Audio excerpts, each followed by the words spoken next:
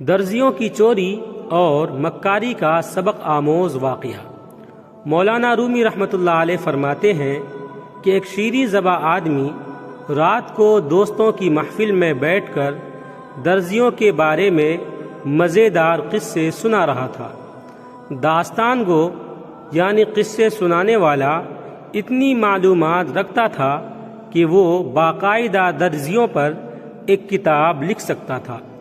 جب اس آدمی نے درزیوں کی چوری اور مکاری سے گاہکوں کا کپڑا غائب کر دینے کے ان گنت قصے بیان کر ڈالے، تب سننے والوں میں ایک ترک جسے اپنی عقل مندی اور ذہانت پر بڑا ناز تھا، کہنے لگا، اس علاقے میں سب سے گرو درزی کون سا ہے؟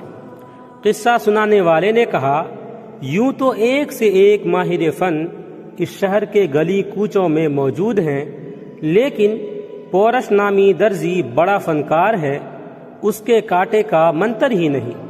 ہاتھ کی صفائی میں ایسا استاد کہ کپڑا تو کپڑا، آنکھوں کا کاجل تک چرا لے اور چوری کا پتہ نہ لگنے دے۔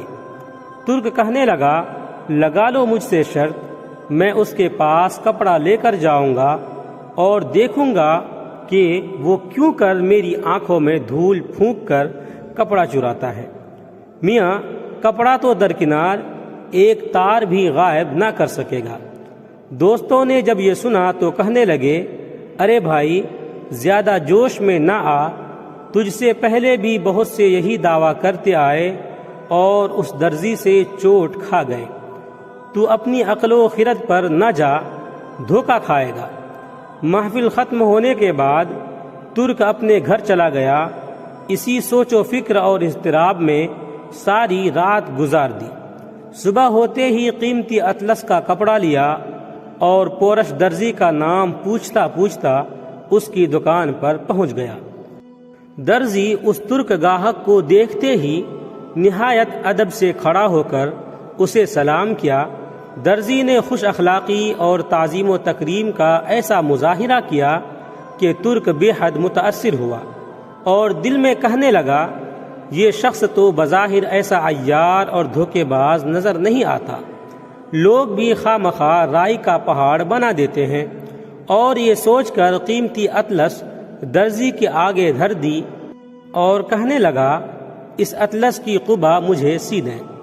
درزی نے دونوں ہاتھ ادب سے اپنے سینے پر باندھے اور کہنے لگا، حضور قبا ایسی سیوں گا جو نہ صرف آپ کے جسم پر زیب دے گی بلکہ دنیا دیکھے گی۔ اس نے کپڑا گز سے ناپا، پھر کاٹنے کے لیے جا بجا اس پر نشان لگانے لگا اور ساتھ ہی ادھر ادھر کے پرلطف قصے چھیڑ دیے۔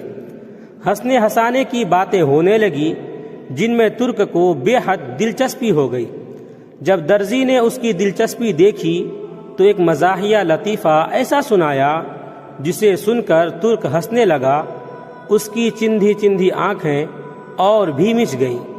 درزی نے جھٹ پٹ کپڑا کاٹا اور ران تلے ایسا دبایا کہ سوائے خدا کی ذات کے اور کوئی نہ دیکھ سکا۔ غرض کے اس پرلطف قصے میں ترک اپنا اصل مقصد اور دعویٰ بھول بیٹھا۔ کدھر کی اطلس، کہاں کی شرط، ہنسی مذاق میں سب سے غافل ہو گیا۔ ترک درزی سے کہنے لگا، ایسی ہی مزیدار کوئی اور بات سناؤ۔ درزی نے پھر چرب زبانی کا مظاہرہ کیا۔ ترک اتنا ہنسا کہ اس کی آنکھیں بالکل بند ہو گئی، ہوش و حواس رخصت ہو گئی۔ اس مرتبہ درزی نے پھر کپڑا کاٹ کر ران تلے دبا لیا۔ ترک نے چوتھی بار مذاق کا تقاضا کیا تو درزی کو کچھ حیا آ گئی اور کہنے لگا، مزید تقاضا نہ کر، اگر ہنسی کی اور بات کہوں گا تو تیری قبا تنگ ہو جائے گی۔ مولانا رومی رحمۃ اللہ علیہ نصیحت فرماتے ہیں کہ جانتے ہو وہ ترکی کون تھا، دغاباز درزی کون تھا، اطلس کیا ہے اور ہنسی مذاق کیا ہے، قینچی کیا ہے اور قبا کیا چیز ہے؟ تو سنو، وہ غافل ترک تیری ذات یعنی تو خود ہے جسے اپنی عقل و خرد پر بڑا بھروسہ ہے۔ وہ عیار دھوکے باز درزی یہ دنیا ہے، ہنسی مذاق نفسانی خواہشات ہیں، تیری عمر اطلس پر دن رات درزی کی قینچی کی مانند چل رہے ہیں۔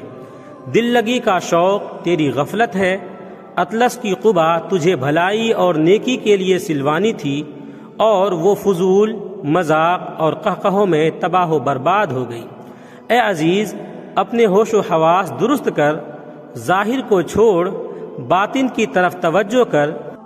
تیری قیمتی عمر کی اطلس رات و دن کی قینچی سے دنیا کا مکار درزی ٹکڑے ٹکڑے کر کے چرائے جا رہا ہے، اور تو ہنسی مذاق میں مشغول ہے۔